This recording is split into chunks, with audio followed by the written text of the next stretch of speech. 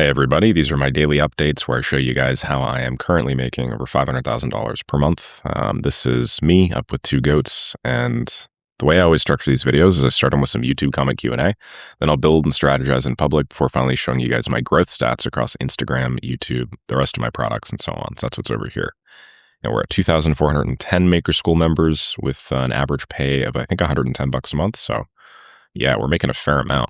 This is my daily updates. Sorry, this is my main channel. This is my daily updates channel. And I'm currently at a friend's wedding, which I'm looking forward to today. One of my best friends. He is getting married to the love of his life. So we are out in Ontario, meaning my setup is a little bit different than it normally is. Normally I have like a super high quality mic and everything looks really cool and all. But I figured I would just wake up, bang this puppy out, and then try and give you guys as much value as possible while I'm at it. That's why they're called daily updates, right? We're going to get them done no matter what. You know, the daily updates must go on. Okay, Zaid says, Nick, my dad is considering a hyperlocal food delivery app focused on one dense area of Karachi. The idea is 15 to 25-minute delivery, lower commission for restaurants, and starting small instead of covering the whole city. What would you validate before investing heavily? How would you market something like this against a dominant existing player, and what could be a strong USP? This wouldn't be my business, but I might build the first version of the app. And then he goes on to give me some information about his competitors, Food Panda. They do $1 million a day and so on and so forth. So this is something that I would not even spend 5 seconds thinking of. The second that you mentioned, my dad is considering a hyperlocal food delivery app, assuming that he doesn't already run a freaking hyperlocal food delivery app. It was just in one ear, out the other. Probability of success of something like this right off the get-go is extraordinarily low unless you're very well funded. This is like an Uber-style success story that probably has less than a 0.1% chance of succeeding, and that's right off the bat. So if I have a choice between something that has a 0.1% chance of succeeding, okay, a 1 in 1,000 chance of succeeding, that might make me $1 billion, or if I have a choice between something that has, let's say, a 50% chance of succeeding, that might make me $100,000, well, at the beginning of my career, I'm going to pick the thing that has the 50% chance of succeeding that might make me $100,000, even if it doesn't sound very glamorous. And so in, maybe you or your father's case, that is just operating the restaurant more effectively and efficiently, not trying to spin it off into some big hyper-local food delivery app, assuming your father runs a restaurant. If not, it might literally be, talking to my boss for a raise, asking about what sort of additional value I can provide in the company that is ultimately something that they want. That might have a chance of success closer to 100% over, a year time period. And, that might net you enough money so that you can bootstrap yourself up to the next level of abstraction and riskier plays. But yeah, man, I wouldn't even think about it. And I don't say this to disincentivize people from doing big things. It's just at the stage that you as a 15-year-old and probably your father are in, it is not the most effective way of getting and improving your stations in life. What's your take on selling voice agents? Is there a big demand, or are there core problems or pain points where businesses need voice AI solutions? I don't think there's a big demand anymore. There was a big demand maybe 1.5 years ago, 2 years ago, when a bunch of people talked about how amazing voice agents were. But I think we've all gotten kind of realistic here. We've now talked to a fair number of voice agents, and they're just not very good right now. Give it another year or two, and I think the situation will look a little bit different. But yeah, the core problem is that people are not available to answer the phone. That is solvable with a tiny bit of money. And usually if you solve that with a tiny bit of money, you can make a lot of money.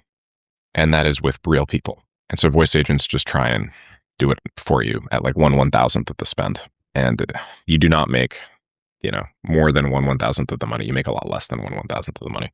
The point I'm making is there's no leverage in voice agents, really. Unless you are working in an industry where you save more money than you lose by turning a caller, like a setter usually, into an AI. And that's very rare right now because AI just makes a lot of mistakes. Dylan says, great video. I've really enjoyed how real and raw your content is, and I'm learning a lot from you. Thank you. You deserve all the success you've achieved. Wishing more successes. You claim you earned about $500K last month. Not sure if this is personal income, revenue, or profit. If it's revenue, I would have thought it'd be a lot more considering you have quite a few income streams, including Clairville, LeftClick, your YouTube channels. If you're on the partner program and Maker School alone, which I would roughly estimate netting you $300K per month, considering 2.3K members and so on and so forth. So how did you do it? Is something I'm missing here? No, I don't think so. What's wrong with this? You just said Maker School's $300K per month. Yeah, it's about 30% fees from school. Yeah, I'm not really understanding what the problem is here. So first of all, no, I make less money from my school community. To be clear, I make like 200 something thousand dollars.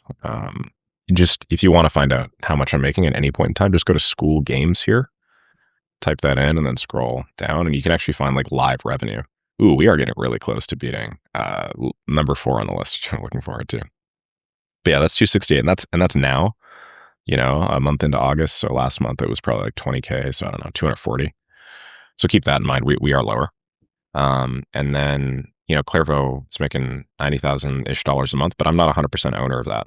So I don't really like speaking about income on businesses that I'm not 100% owner of, because otherwise it's like, what is founder attributable? It doesn't really make sense. Anyway, if you add up the 220,000, 200 and whatever thousand from that with the money that I made in partnerships, consultations, agency work, not accounting for Clairvo, yeah, I think it was $541,000 in revenue in the month of July. And I think my expenditures on that were like 60 or 70,000.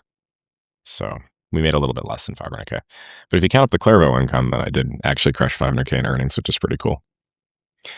Jeff says, masterclass in strategy. Thank you. How to make money in 2026 without AI. Acquire a big knife. I agree. Man, your work ethic is genuinely inspiring. Was it always like this, or did you build up to it? For someone not at your level yet, would you recommend starting at something like 3 hours a day consistently and scaling up from there? You know, it's really interesting. My dad, we had a computer in the house when I was like 6 or 7. And my dad said, hey, do you want to use the computer? And I said, yeah. And he's like, hey, you'll have to study for 1 hour. That's your like ticket to using the computer. Every time you want to use the computer, you need to study for 1 hour. And I'm like 6 or 7. Like, I have no idea what the hell you're talking about. What is studying? Anyway, at the time, studying was like pulling up Wikipedia and just reading. So I was really interested in like space. So my dad would be like, okay, well, it's time to study for an hour. And then I'd pull up Wikipedia or whatever the equivalent was at the time. I don't actually know if they had Wikipedia back then. I should figure that out. But I feel like it was Wikipedia. I think it was like 2000 something that it was founded, right? Yeah, 2001. There you go. So it was still pretty new at the time, not very popular. But I remember reading Wikipedia in like probably 2003, 2002, 2003. And he would like go to his thing and he'd get a timer and he'd press the timer and then I'd read it for an hour. And you know, by the end of the hour, I was actually quite interested because it was like galaxies and shit, right? Like that's, as a kid, you're like, whoa. I didn't understand most of it, but yeah. So then afterwards, that would be like, okay, now I can actually play games on the computer, which I know sounds stupid. But I think that made a very big difference to me because from a very young age, it was like, okay, in order to acquire something that you want, which is to play some games, you need to do something that maybe you don't want, which is, I don't know, study or read. But in my case, I actually enjoyed the studying and the reading after I got into it. So yeah, thankful again for that Balkan work ethic. But yeah, man, I was not always like that for sure. Yeah, it's just slow and steady. Refresh pull is what happens when you refresh the page of YouTube and your video pops up. Man, I'm such a freaking chopped unk. Okay. How's it, Nick? You're giving insane value. My questions, if you were starting an AI automation agency from zero today, what niche or offer would you test first and why? If you had 0 testimonials, 0 case studies, and 0 reputation, oh, you know what? I think I can do this. Nice. If you have 0 testimonials, 0 case studies, and 0 reputation, what exact offer would you use to get the first dental clinic to say yes to a speed to lead system? Would you do a free pilot performance guarantee or something else? Would you sell speed to lead as a standalone offer or bundle it with other automations? And if bundled, what would you add? I'm selling speed to lead for dentals. Cool. So if I was starting an AI automation agency from 0 today, I would test somewhere between 3 to 6 different niche offer combinations. Usually the way I do it is I'll pick 3 because I just think 3 is a nice round number. And then I'll test 2 different offers per niche. And what you find is a lot of the niches will have very similar offers. So really what you're really doing is you're just picking one, coming up with 2 offers and kind of like massaging those offers a bit for different niches. And usually what I'll do is I'll pick a front-end offer. That's my offer 1. Then I'll pick a back-end offer. That's offer 2. And so in this way, I get to search a large span of all possible solutions across these 3 niches, right? I got to figure out, okay, like front for dentists, back for dentists, front for, you know, HVAC, back for HVAC, you know, front for PPC agencies, back for PPC agencies. And then I also get to test out the difference between providing something on the front like leads, or providing something on the front like revenue, versus providing something on the back like, I don't know, let's say some sort of like generation system that can generate invoices for them or whatever. Like, it's very business specific, but hopefully you understand what I mean. So that's how I approach it. And then really what I do is I just run it for like a month, and then I figure out, okay, like what niche actually works the best within that month. And what's really cool is if you send at very large volumes of whatever outreach that you are sending them. So emails, LinkedIn DMs, Upwork applications, across the whole stack, you pre-commit to a certain amount of volume and then you just do it. By the end of usually a month, maybe 2 months, you'll have enough volume to definitively say which niche offer combination is actually working the best for you. You'll be like, wow, the HVAC front end offer worked killer. And then the dentist front and back did not work that well. And the PPC agency back was okay. So maybe now what I should do is I should drop everything and I should only test the HVAC front and then the PPC back. And what you do is you just test those. Then you see, which one works better after a prolonged period of time. Run that for a bit. And now you're actually like closing deals and whatnot with these offers as well.